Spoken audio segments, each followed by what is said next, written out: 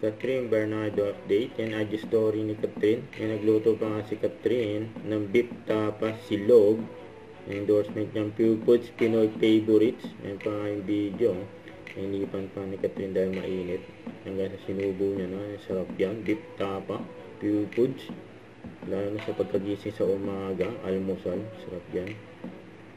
Ito yung pang-post ni Catherine sa kanyang Instagram. Sabi niya, cooking does always have to be a challenge thanks to Pure Foods Pinoy Favorites. Mas madali na magluto ng crumbings kung everyday.